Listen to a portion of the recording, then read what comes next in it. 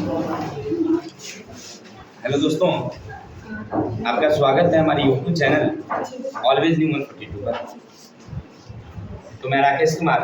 मेरे भाई, आज हम लोग पढ़ेंगे क्लास 10 भारतीय वन ज्योग्राफी से अध्याय नंबर 6, जिनका नाम है ऊर्जा या शक्ति संसाधन। इस चैप्टर के बारे में हम लोग विस्तार से चर्चा किए थे कि ऊर्जा एक अनुपम संसाधन है, क्योंकि जैसे जैसे हमारी सभ्यता का विकास हुआ, हम लोग ऊर्जा का अधिक उपयोग करना शुरू कर दिया। पहले अपनी ऊर्जा से काम ना चली तो हमने पशुधन ऊर्जा का उपयोग किया, लेकिन जैसे जैसे और वृद्धि हुई, यानी आवश्यकता आविष्कार की जरूरत, हमारी आवश्यकताएं बढ़ने लगी, नए नए आविष्कार हुए। इसमें हमने पाठ में बताया था कि सबसे पहले अलेक्जेंड्रा वोल्टा ने वोल्टेज से खोजी, लेकिन वहाँ एक समस्या थी कि ऊर्जा का सीमित मात्रा हम लोग उपयोग कर पा रहे हैं। बाद में आवश्यकता बढ़ती गई तो माइकल फैराडे आए, उन्होंने विद्युत मोटर का खोज किया कि भाई जितनी बिजली लो कोई दिक्कत नहीं, उपयोग करते रहो। लेकिन समस्या ये थी कि हम लोग दिन में ही उपयोग कर पाते थे, रात में उपयोग नहीं कर पाते, क्योंकि हमारे पास वैसे यंत्र नहीं है। फिर अमेरिका के एक वैज्ञानिक थे जिनका नाम था, क्या नाम था उसका, एडिसन, बल्बों का खोज किया। और उसके बाद तो भाई समझिए तो बिजली उत्पादन में पंख सी लग गई, और लगातार सबसे पहले अमेरिका के एक वैज्ञानिक थे जिनका नाम था बेंजामिन फ्रैंकलिन, उन्होंने सबसे पहले विद्युत तैयार कर दिया। समझिए उसके बाद तो हमारी हर इलेक्ट्रिक सामानें बननी शुरू हो गई और हम लोग ऊर्जा के क्षेत्र में सबसे आगे गए। सबसे पहले हमने कोयला से बिजली बनाई, फिर हमारी नज़र गई पेट्रोलियम पर, सोचा कि इसको क्यों छोड़े, इसका भी उपयोग करना शुरू कर दिया। और भारत भी लगभग ज़्यादा उपयोग कर रही है, लेकिन जितनी उत्पादन होती है हम लोग उपयोग करते हैं वो थोड़ा सा कम उत्पादन है, यानी हमारे यहाँ उपयोग ज़्यादा है, उत्पादन कम है। दुख की बात नहीं है, हमारी जारी है, रोज नए नए क्षेत्र खोजे जा रहे हैं, उत्पादन भी बढ़ती जा रही है। एक समय आएगा हम लोग आत्मनिर्भर बनेंगे, लेकिन इससे भी हमने क्या किया कि जो अनवीकरणीय संसाधन है, यानी परंपरागत साधन था, वो आने वाले समय में समाप्त हो जाती है। तो हमने क्या किया, इसकी जगह पर हमने एक परमाणु शक्ति का प्रयोग करना शुरू किया, और सबसे पहले यूरेनियम, थोरियम, प्लेटिनियम, जो खास करके आणविक शक्ति वाले परमाणु हैं, इससे हमने बिजली तैयार करना शुरू किया। और हमारे भारत में कुल 7 जगह परमाणु विद्युत केंद्र लगाई गई, और इसकी भी संख्या भी दिन प्रतिदिन क्या हो रही है, बढ़ती जा रही है। ऐसे हम लोग विद्युत के क्षेत्र में अब आत्मनिर्भर हो चुके हैं, जितना हमें चाहिए लगभग उतना मिल चुका है, ठीक है, इसलिए चिंता की बात नहीं है। इस सब के बारे में विस्तार से चर्चा चैप्टर में हुई थी, ये तो शॉर्टकट रास्ता था। चलते हम लोग आज पढ़ेंगे अति लघु उत्तरीय क्वेश्चन, क्योंकि थंबनेल देखिए आप अति लघु उत्तरीय का, तो चलते हैं अति लघु उत्तरीय। क्वेश्चन नंबर 1 क्या है भाई, क्या हुआ? अच्छा इतनी है, अच्छा कोई बात नहीं। चलिए क्वेश्चन क्या कहता है, भारत में सबसे बड़ा ऊर्जा संसाधन कौन है? अच्छा, हम लोग पढ़े थे कि हमारे देश में ऊर्जा के कई साधन हैं, परंपरागत में 2 हैं, एक कोयला और एक पेट्रोलियम। अच्छा, पेट्रोलियम से भी विद्युत तैयार करते हैं, लेकिन कम मात्रा में। दूसरी बात, अब चलते हैं हम लोग लेते हैं गैर परंपरागत में, जल विद्युत हमने देखा, परमाणु विद्युत गृह देखा, तापीय ऊर्जा देखा, महासागरीय ऊर्जा देखा, ज्वारीय ऊर्जा देखा, और बायोगैस देखा, कई और सारे थे, लेकिन सब की मात्रा सीमित है। सबसे ज़्यादा हम लोग कितना, 350 ताप विद्युत गृह हमारे देश में अभी है। भारत में कितनी ताप विद्युत गृह हैं? 350, यानी कम समझिए था, हम लोग जितनी विद्युत खपत करते हैं, अकेला 67% हम लोग किससे लेते हैं, कोयले से लेते हैं।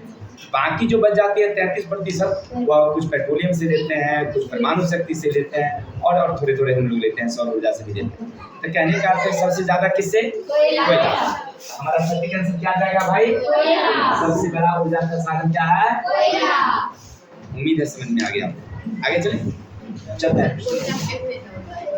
ग्रेफाइट किस पदार्थ का एक रूप है?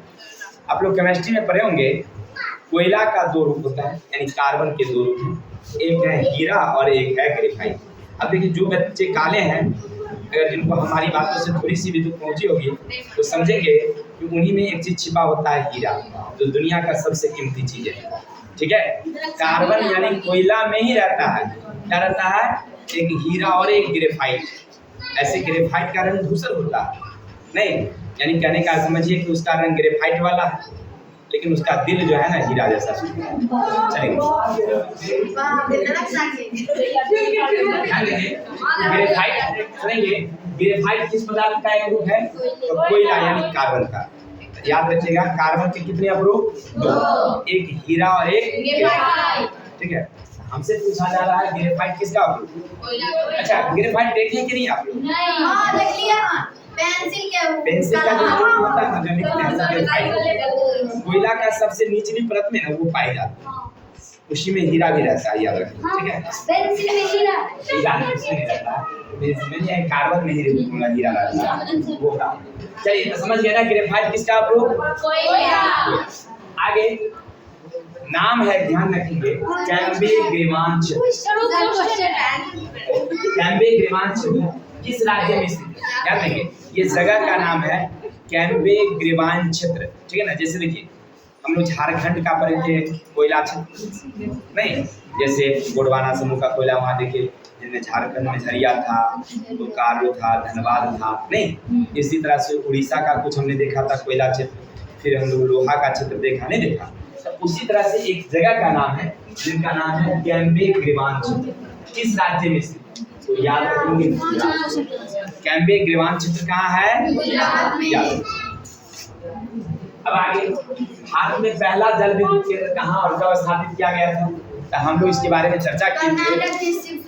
सबसे पहले कर्नाटक के शिवसुंदरम में 1902 ईस्वी। इस भाई को दिक्कत फिर समझेंगे। हमसे क्वेश्चन कह रहा है कि भारत में पहला जल विद्युत केंद्र कहाँ? कर्नाटक में। कब? 1902। अच्छा, उसका क्या नाम था? शिवसुंदरम जल विद्युत योजना।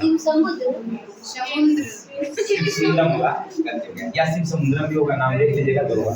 ठीक है ना, समुद्रम था, शिव समुद्रम ही था। ठीक है,